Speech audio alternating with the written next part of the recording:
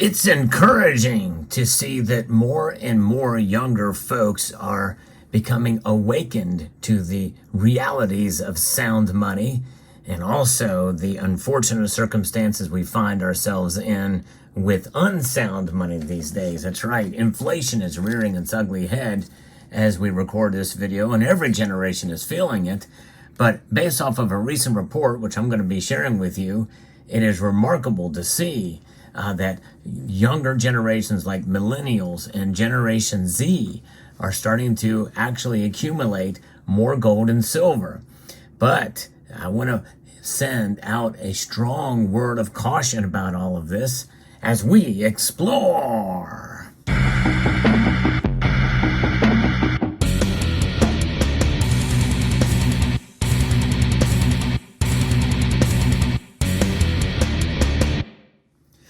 I saw an article over at Yahoo News that talks about this. I'm going to get to that one soon.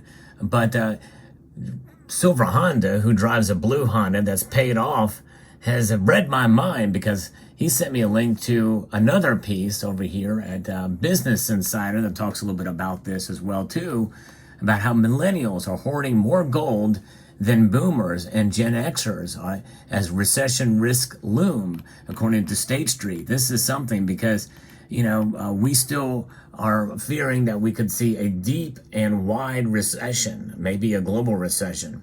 We're not out of the woods by any stretch, and despite some of the economic indicators that are out there. And I think a lot of us really don't believe some of the numbers that have been posted and released about where the economy is now.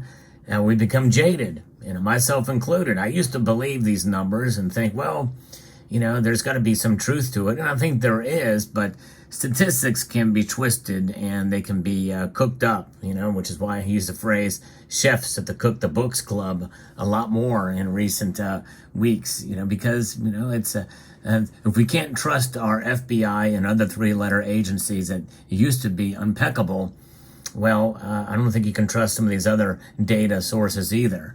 Nonetheless, buying gold isn't much of a gamble. That's exactly right, especially given that we can't trust a lot of the three-letter agencies out there and even the news media. But when it comes to investment strategies, and this is why gold and silver tend to be the safest investments out there. So safe that I don't even like to consider them investments. No, I don't. In fact, I like to think of them as an insurance policy, the ultimate savings vehicle, a savings vehicle that does provide illiquidity. In other words, yeah, you can sell your gold and silver, but you got to jump through a couple of hoops to make it happen. You got to drive down to the local coin shop, and you've got to be punished essentially with losing your premiums, so that when you go to buy them, if you come back and sell them to some of the local coin shop or even the same local coin shop a couple of days later and the price doesn't move, you're out that premium. But a safe haven asset, protecting against market downturns and economic uncertainty, it offers stability under pressure in a way riskier alternatives such as stocks do not. As such, the precious metal is probably an ideal choice for older, wiser, and more cautious investors, such as those from the baby boomer generation. But not really, according to the world's number 4 asset manager. Millennials are the biggest investors in gold, beating baby boomers and Gen Xers by a wide margin, according to a report from State Street, which cites the findings of a survey by SPDR ETFs. On average, millennials have a higher allocation to gold at 17%, while boomers and Gen X lagging behind at just 10%. And millennials reported a greater appreciation for the convenience of investing in gold through exchange-traded funds. George Millie Stanley, chief gold strategist at State Street, wrote in a report. This is where the first warning comes in, folks. That's right. The convenience of trading online and buying ETFs. Hey, I've got gold. So, maybe a millennial or Gen Zer may say, I just went and bought some ETFs. Well, you don't have gold at all. No, you don't. In fact, you probably would have been better off just putting that money into a CD, actually, in reality, than into an ETF. Although I can understand why they would do it. It's a way sort of to hedge without having to actually take possession of the metal. But remember, whenever you're buying an exchange traded fund or the general overall scope of anything that's backed, that it is related to a commodity, exchange traded products, you are essentially buying exposure to the price of said commodity, such as gold or silver. That's it, nothing else. Now, more millennials than boomers or Gen X replied that gold ETFs are the best way to invest, with 69% for millennials compared with boomers at 55% and Gen X at 35%, according to the analysts at State Street. Gold prices have climbed almost 9% in 2023 so far. Demand for the perceived safety of the yellow metal remains high as economic uncertainties run high, especially with the risk of a recession looming. As much as 88% of the survey respondents who currently have gold holdings believe the metal is a long-term investment, according to the asset manager. And more than 70% said investing in gold helped improve the performance of their overall portfolios, he added. Among investors who hold gold, more than half of the respondents said they expect to increase their gold holdings in the next 6 to 12 months. And that's just it. Again, ETFs are exposure to gold's price, not the actual metal itself. The benefit is you're not having to worry about premiums. You're not having to worry about storage cost. But again, you don't actually own the metal. There's a counterparty risk. With gold and silver, you have single party risk. And for many of us, we trust ourselves more than we do with somebody else, whether it be a hedge fund manager, some sort of custodian of presumed silver or gold held in a vault somewhere that represents, at least in part, the gold and silver price that you are exposing yourself to when you buy. And so there is that. At 57%, the percentage of investors in gold ETFs who plan to buy more slightly outweighed investors in other gold investments such as bars and coins.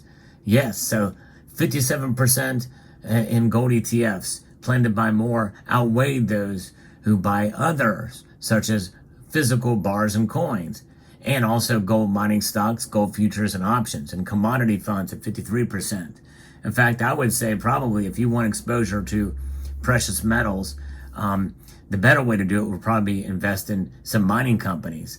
But that's investing, and that holds a level of risk that is not in ETFs or holding the physical.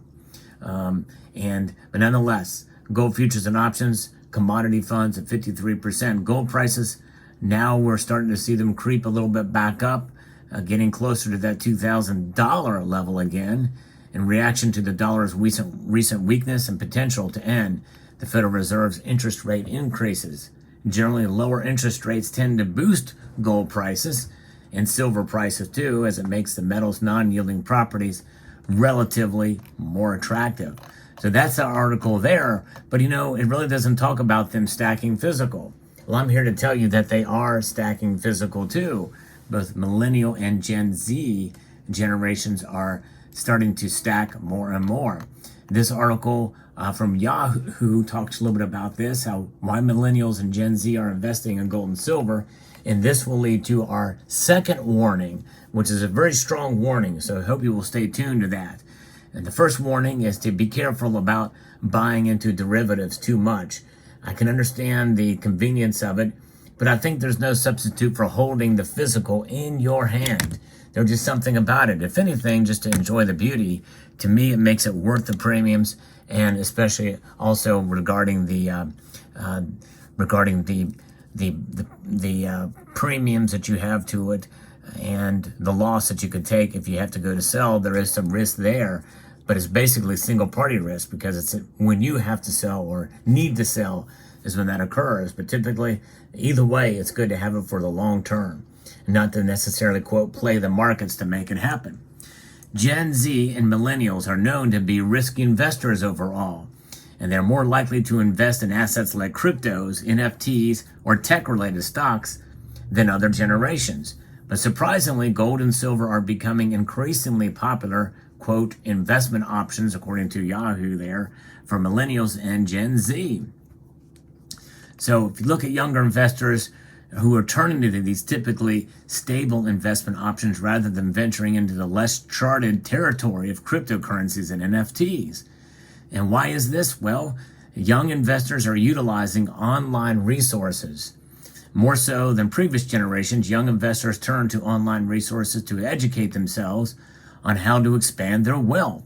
Millennials and Gen Z keep up with the latest in the world of investment and the internet, and information to spread regarding gold and silver as a viable way to diversify a portfolio. And that leads me up to the second warning. Can you find information about precious metals? Well, places like this, YouTube, channels like mine, where we talk about the fundamentals, the benefits of stacking precious metals. But there's a lot of disinformation out there too, or misinformation, whether it be by design or by accident. I think the misinformation I provide, or the disinformation, I'm not sure which one is more negative, but there's kind of like malfeasance and nonfeasance, there's times where I don't provide the accurate information, or that I get things wrong in predictions and the like. There's always typically a disclaimer to talk about this, because this channel is really mainly for entertainment and informational purposes only, not necessarily to try to sway you to buy or not buy precious metals. I think it's a good idea, but follow your own research. Do your research above and beyond this channel. It's always encouraged. But nonetheless, that's not always the case in some of these other channels and other social media outlets, where there's a lot more of driving to buy precious metals out of fear, which is not a good idea. That leads me to the second warning. And this next sentence here: another factor that influences young investors' decisions is FOMO, or fear of missing out. FOMO is a big word. That is definitely a millennial and Gen Z word. So when young investors see their peers hop onto a new investment, they tend to follow suit. Part of this we saw with the Wall Street silver movement based off Wall Street bets, moving in to try to squeeze the silver price, and also this fear of missing out, and the Reddit and all that stuff can be amplified through social media platforms just in general, kind of builds upon each other.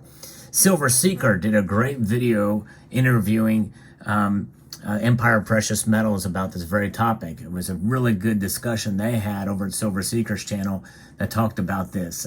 Definitely worth a watch there to kind of get an idea. But it all boils down to looking at what's going on in the world around us, and all the events, but understanding the fundamentals of precious metals, the price fluctuations and the like, and to stack for the long term. It's a long-term proposition. You've heard me say many times, for sure. But anyway, so don't buy into fear, and don't let fear buy you out. That's right. So you want to be fiscally responsible at all costs, because that's really what it's about. Silver and gold, they sell themselves. I am here to help to provide some education, some information, and my opinion as well too. But nonetheless, none of that should be the ultimate factor as to whether you buy or not, or sell. Gen Z and millennials are also typically use these online tools, so that's definitely a very good thing. The rise of digital investment platforms has made it easier for young investors to purchase gold and silver, even if they don't have large amounts of capital to start with. Gen Zers and millennials, like all people, are looking for ways to find stability in times of uncertainty. They're no different. We're all human beings. It really doesn't matter our age or even kind of the culture we grow up in. But gold and silver are favored investment options that have a proven track record of stability. And that's part of education, because understanding that track record. Gold and silver are seen as stable investments that can serve as a hedge against inflation and market volatility, according to Reeds. But the thing is that I don't like to look at it as an inflation. Or as an investment. It is a savings vehicle. It is an insurance policy. That is the ultimate reason why it's a good idea to hold on to physical precious metals as an insurance policy. While gold and silver are known for being consistently profitable, and that's not really the case either, is what they're saying there. So they got that wrong in this article. They're not consistently profitable. They are essentially just stores of value. They are indeed money itself, according to the Bible and according to the Constitution. The Constitution of the United States is the longest living document, and when I say living, that it is still enacted, it is still respected and used on the foundation for our law. It is unchanging in its words, which is why it is so much very alive now, about 200 years later. So that being said, that in the Bible, of course, we know is the ultimate authority from God, in my view. And they recognize it as money. So it is money, so therefore it can't be profitable. Young investors should make themselves aware of the risk of investing, even in regards to something as relatively stable as precious metals. And yeah, the price will fluctuate, but that's the market reactions to it, mostly emotionally, to other assets, including the dollar, which is the dominant currency of the world. And that's not changing anytime soon. So you have market fluctuations that affect the dollar, which in turns can push or elevate precious metals in terms of price. But we have to think of precious metals in terms of its value rather than price. There's a big difference between price and value. I've done a video about that before. If I remember, I'll post it at the end screen of this video. But nonetheless, there is where we are at with it. And understanding that with gold and silver for these younger generations, I think is great. So as part of your portfolio, for you young folks watching this video, it's a good idea to diversify with gold and silver. And if you want to invest in other riskier assets as well too, understand those risks and do a lot of research in the companies and the stocks that you buy in order to improve your wealth. But it's always good to have some of those eggs in a basket that is going to be a stable store of wealth, to be the ultimate protection in the case of worst case scenario, or even just the natural movement of inflation based off of what we've seen since 1913 with the Federal Reserve Act. Let me know what your thoughts are in the comment section below. I hope you found this video informative, insightful, and educational. I'd like to extend a multitude of gratitude to each and every one of you for taking the time to watch, and encourage you to please rate, share, comment, and subscribe.